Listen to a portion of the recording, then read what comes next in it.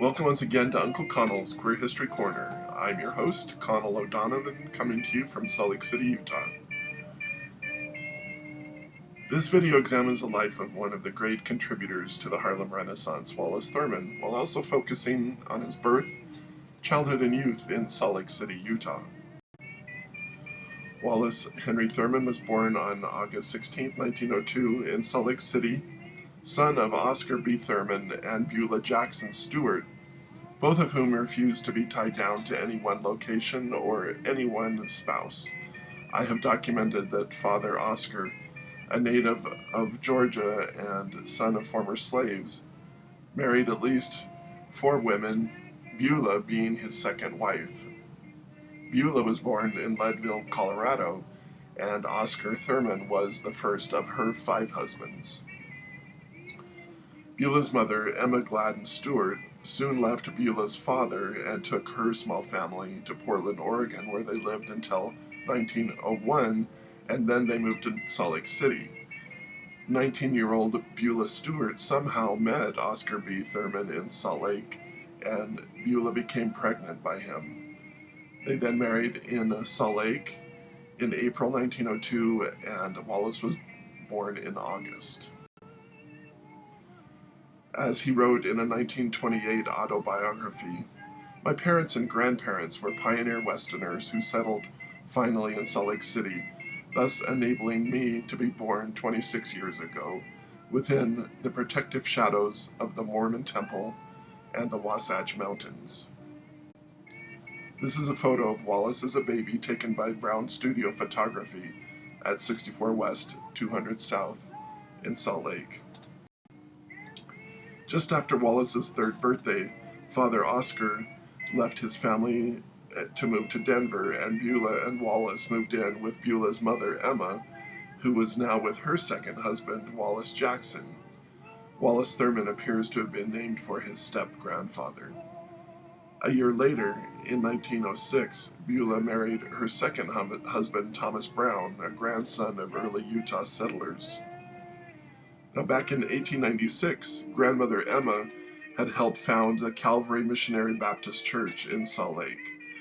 Unfortunately, the church was segregated, not by race, but by skin complexion.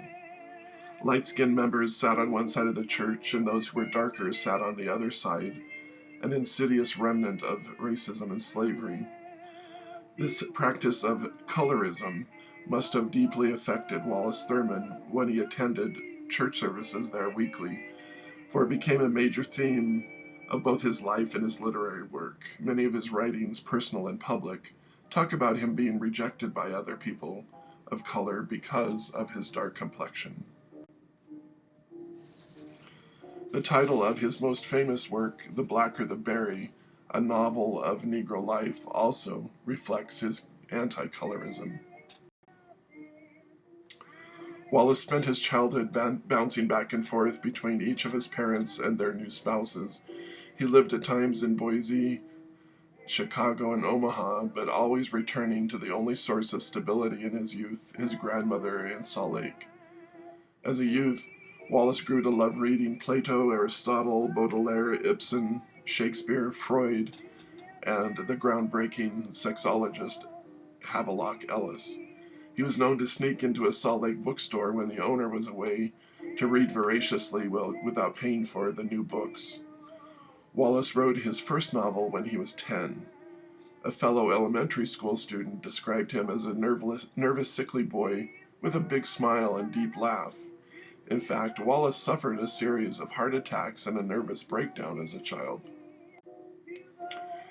In the late 1910s, Wallace attended West High School, just 4 blocks from where I live, while he and his grandmother lived at 164 South, 300 East.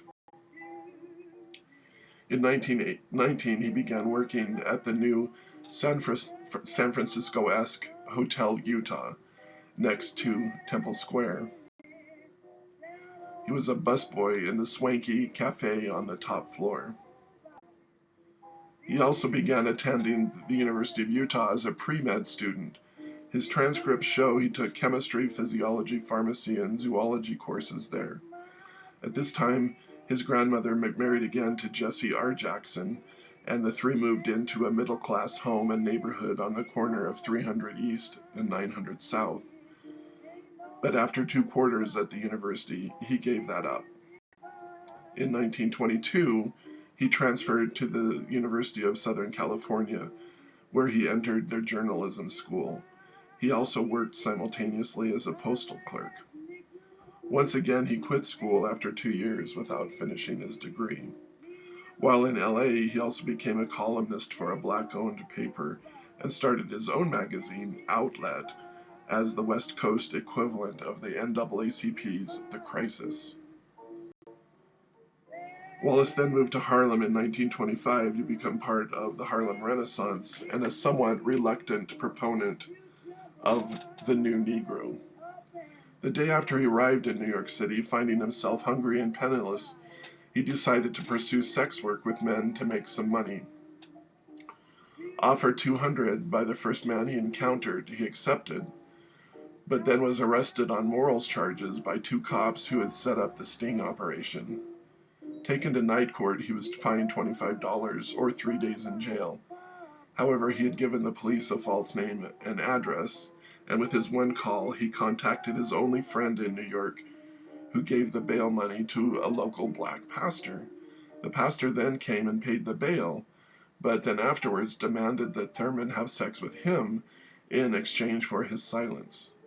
Wallace referred to the minister as, quote, also being in the male sisterhood, end of quote. Thurman refused the offer, and although the minister did tell some people, no one really cared.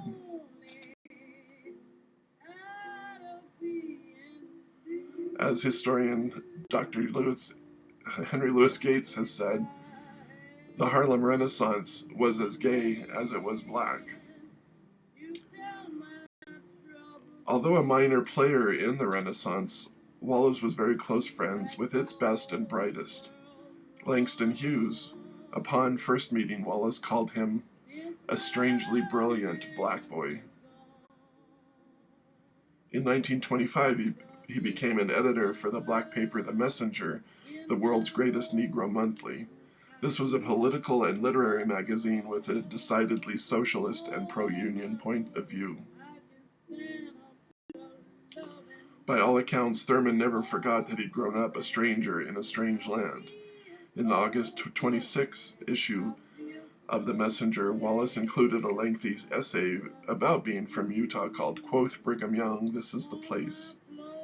He wrote, Try though I may, the most enthusiastic thing that I can find to say about my home state and its capital city is that it invariably furnishes me with material for conversation. It does not matter to whom I am talking, whether it be Jew or Gentile, black or white, Baptist or Episcopalian, thief or minister. When the conversation begins to lag, I can always casually introduce the fact that I was born in Utah and immediately become the center of attention, nonchalantly answering the resultant barrage of questions. He then concluded his essay with a stinging indictment against the state. Utah is burdened with dull and unprogressive Mormons, with more dull and speciously progressive Gentiles, with still more dull and not even speciously progressive Negroes. Everyone in the state seems to be more or less of a vegetable, self-satisfied and complacent. Yet I suppose that Utah is no worse than some of its neighboring states, which, being the case, the fates were not so unkind after all. I might have been born in Texas or Georgia or Tennessee, or Nevada or Idaho.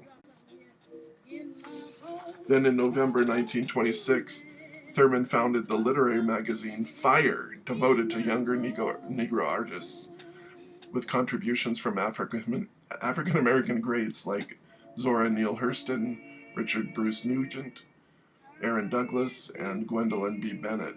Unhappily, he was only able financially to produce the first issue, but this one issue remains a foundational canon of black literary production. He lived in a flat in a rooming house at 267 West 136th Street in Harlem, which became a center for the avant-garde. He and Zora Neale Hurston gave the building this nickname. Gay artist Richard Bruce Nugent painted homoerotic murals on some of the walls in Wallace's flat. Wallace Thurman was in fact bisexual and in 1928 married Louise Thompson. The marriage only lasted 6 months, however, because Louise finally heard through the grapevine about his morals arrest 3 years earlier. Louise in turn hated sex because it was extremely painful for her, and this did nothing to help Wallace's romantic feelings for her. Around Christmas 1928, he visited his grandmother in Salt Lake City, and while here, Louise had an operation in New York to expand her vaginal canal in order to make sex less painful for her. Still, Wallace's feelings for her deteriorated, and they began divorce proceedings, although Louise did everything in her power to complicate this.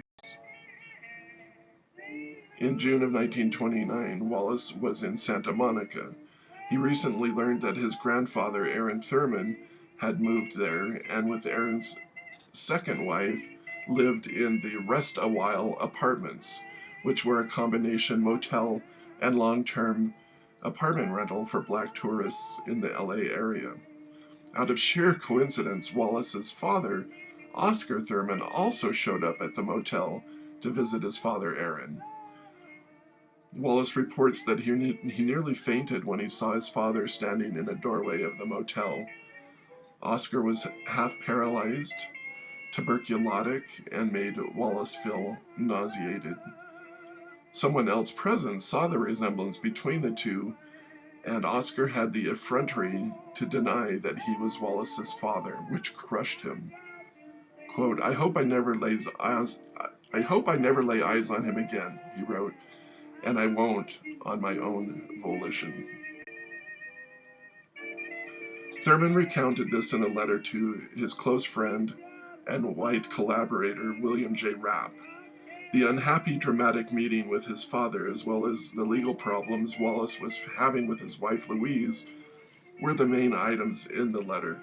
He confided to Clapp that, in fact, Louise had begun trying to extort money from him by threatening to out him and telling everyone that he'd been impotent with her. Wallace wrote that he'd finally had enough. He no longer cared what she said, and he was through. She would not extort anything from him, regardless of what she threatened. If she brings up this homosexual business, she will get nowhere, he confidently wrote. A month later, in July of 1929, Thurman was again feeling poorly due to his own recurring tuberculosis, and wrote again to William Rapp. Having caught a chill while swimming in the Pacific Ocean, probably at the all-black Inkwell Beach in Santa Monica, Thurman wrote, I now have a nasty cough, frequent chills, and fever, plus a suspicion of a spot on my left lung. He also told Clapp that a change in altitude would help. Hence, I go to Salt Lake soon as possible. It's not a matter of rest. I will get almost too much of that. It's the climate and, of course, mental attitudes. Thurman and Clapp were in fact collaborating on Thurman's Broadway musical Harlem. Unfortunately, it debuted to mixed reviews and was only marginally successful. Wallace Henry Thurman died 3 days before Christmas in 1934 at the age of 32 from tuberculosis exacerbated by alcoholism. His funeral was attended by all the brightest stars of the Harlem Renaissance. His obituary was read, followed by a violin solo and a vocal performance. A minister said a few brief words, and then friends eulogized him, noting he lived his life to the fullest right up to the end, a bon vivant and bohemian to the last. He is buried in Silvermount Cemetery on Staten Island. There lie the remains of a black pioneer in a strange white land.